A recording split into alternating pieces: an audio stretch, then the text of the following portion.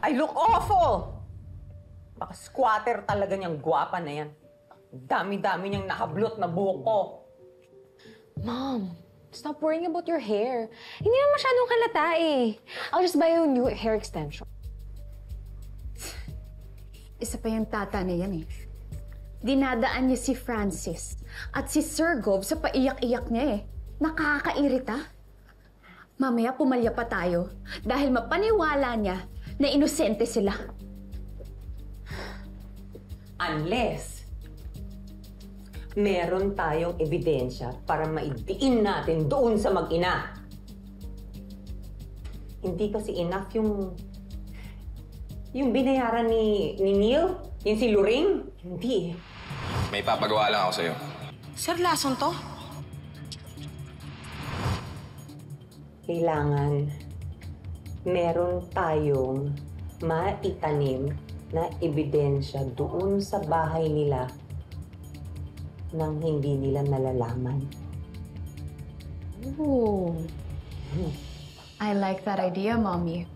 Sigurado ako wala na silang lusot kapag nag-imbestiga ang mga pulis at natagpuan nila na yung lason na andun mismo sa bahay nila tata. Yes.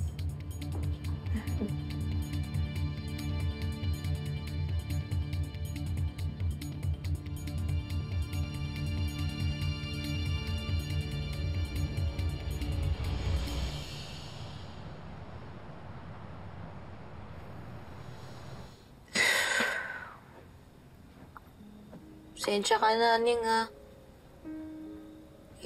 Nataon na naman pang ganito kami. Ilang buwan na kasi kami gipit na gipit eh, kaya yan, naputulan na lang kami ng kuryente. Sus, wala yun. Ay ako para makisimpatiya sa imo. Nung huli kitang nakita, umiiyak ka. Hanggang ngayon, umiiyak ka pa rin. Pero, naiintindihan naman kita.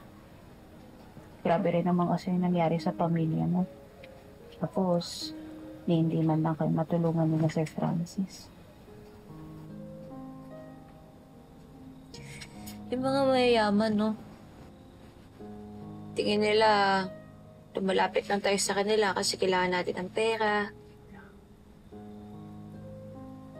Kaya ako, napalapit ako ng tunay kanila Sir Gov tsaka Sir Francis kasi nakita ko tuloy yung kabutihan ng puso nila. At naging totoo ko sa kanila, no? Kaya nga sakit-sakit na kriminal yung tingin nila sa akin. Kasi hindi pa nila ako tinulungan.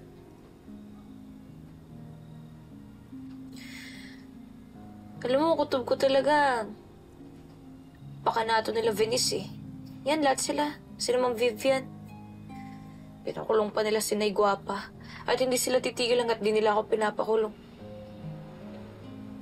Tanda lang, wala kaming ebidensya laban sa kanila.